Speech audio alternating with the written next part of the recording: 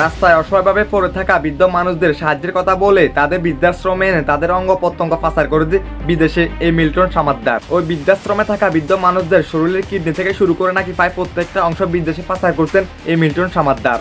আরো জানা গেছে এই মিল্টন সামাদ্দার নাকি মানুষদের কাছ থেকে জোর করে তাদের জায়গা কিনে নিতে চাইতো, আর যারা তাদের কাছে জায়গা বিক্রি করতো না তাদের উপর নাকি তারা নির্যাতন করতো, টর্চারিং করতো, তার জায়গা নাকি বেআইনিভাবে দখল করে নিত এই মিল্টন সামাদ্দার। এছাড়া আরো একটি অভিযোগ আসছে এই মিল্টন সামাদ্দারের বিরুদ্ধে, উনি কিনা বৃদ্ধাশ্রমে থাকা বিভিন্ন মহিলাদের সাথে জোর জবরদস্তিপূর্ণ শারীরিক সম্পর্ক করতে চাইতেন। কি গাইস, এতক্ষণ আমার এই কথাগুলো মনোযোগ দিয়ে শুনে তারপর আপনারা বিশ্বাস করে নিতেছেন আমি যা বলতেছি তাই সত্য, তাই না? মানে আসলে গাইস এখানে আপনাদের কোনো দোষ নাই, আসলে আমরা বাঙালি জাতি এরকম না। মানে আমরা যদি কোনো একজনের বিরুদ্ধে কোনো একটা অভিযোগ শুনি সেখানে সেটা যাচাই বাছাই না করে সরাসরি তাকে দোষী সাব্যস্ত করি। সঠিক বলেছেন। আমরা কখনো এটা চিন্তা করি না যে এক পক্ষের কথা শুনে কি বিচার করা ঠিক নাকি অন্যায়। ঠিক এমন ভাবে এই মিল্টন সামাদ্দারের বিরুদ্ধে বিভিন্ন গণমাধ্যমে বিভিন্ন অভিযোগ আসতেছে, আর আমরা সেগুলো যাচাই বাছাই না করে মিল্টন সামাদ্দারের বিরুদ্ধে সরাসরি আঙ্গুল তুলতেছি, তার বিরুদ্ধে কথা বলতেছি। আমাদের দেশের এই গণমাধ্যম আমাদের যেভাবে বলতেছে আমরা চোখ বুঝে সেটা বিশ্বাস করে নিতেছি, অথচ আমরা একবার এটা বিশ্বাস করি না যে আমাদের দেশের মতো গণমাধ্যমের মতো কাঁচরা গণমাধ্যম আর পৃথিবীর কোনো দেশের মধ্যে নাই।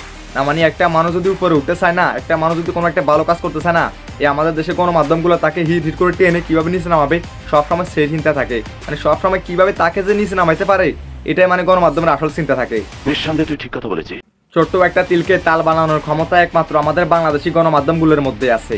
না মানে সারা বছর যে গণমাধ্যমগুলো পড়ে আসছিল টিকটকারদের নিয়ে, সারা বছর যে গণমাধ্যমগুলো পড়ে আসছিল বিভিন্ন রাজনীতিবিদদের নিয়ে, বিভিন্ন রাজনীতিবিদদের হোগা সেটে পাশা সেটে যারা পড়ে আসছিল তারাই আজকে অভিযোগ আনতেছে একজন বিশিষ্ট সমাজসেবকের বিরুদ্ধে, যে মানুষটি রাস্তায় পড়ে থাকা ৩০০ শতাধিক বৃদ্ধ, শিশু এমনকি পাগলের দায়িত্ব পর্যন্ত নিয়েছেন, সেই মানুষটার বিরুদ্ধে আজকে এরকম একটা ভয়ানক অভিযোগ আনতেছে আমাদের দেশে এরকম হাম্বা হলুদ সাংবাদিকগুলো।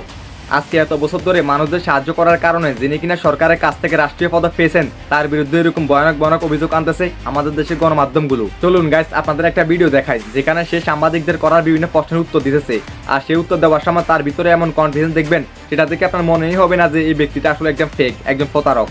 অঙ্গ প্রত্যঙ্গ আপনি বিক্রয় করেন, একটু এই অভিযোগটা নিয়ে যদি বলেন। প্রথম কথা হলো কোথায় বিক্রি করছে, আপনাদের কাছে প্রশ্ন। কে আমার কাছে প্রোডাক্ট কিনছে? অঙ্গ, যে কোনো অঙ্গ বলেন, চোখ বলেন বা লিভার বলেন, যেটাই বলেন, প্রত্যেকটা অঙ্গ বিক্রি করতে তো একটা স্থান লাগবে, একটা হসপিটাল লাগবে, থিয়েটার লাগবে, অপারেশন থিয়েটার লাগবে, এবং যার শরীরে স্থাপন করা হবে অঙ্গ তো যে না প্রোডাক্টটা খুলে নিলাম বাজারে যে ঢাকা দিয়ে বিক্রি করে ফেললাম।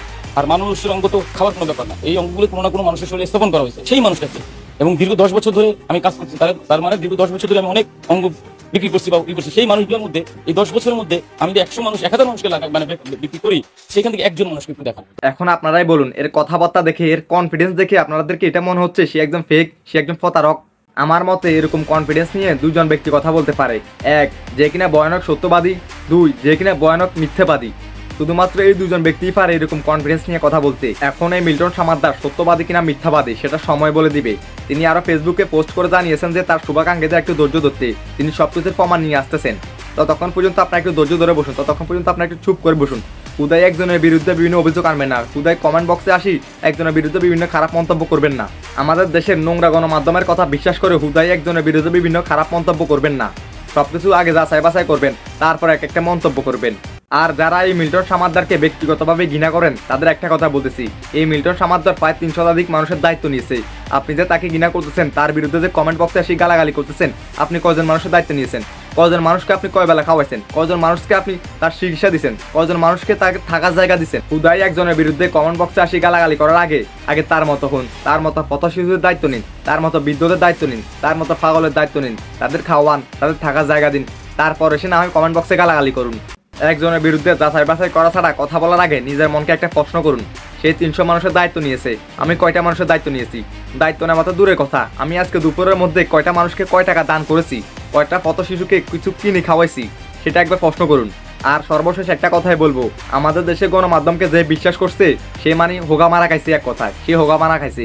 না মানে এরা হচ্ছে রাজনীতির দালাল, আমাদের সে গণমাধ্যমগুলো হচ্ছে রাজনীতিবিদদের দালাল, তাদের ৫ গোলাম। অত দেখা যাবে যে মিল্টন সামাদ্দার কোনো একটা জায়গা নিয়ে কোনো একটা রাজনীতিবিদের সাথে কোনো একটা দ্বন্দ্ব লাগছে, আর সেটাকে কেন্দ্র করে এই সাংবাদিকগুলোকে কিছু টাকা খাওয়াইছে, আর তারা বিভিন্ন আজে বাজে মন্তব্য করে অভিযোগ আনে, বিভিন্ন প্রতিবেদন তৈরি করতেছে এই সাংবাদিকগুলা, যাতে করে এত বছর ধরে তিলে তিলে তৈরি হওয়া মিল্টন সামাদ্দারের ইমেজটা যেন নিমিশেই ধ্বংস হয়ে যায়।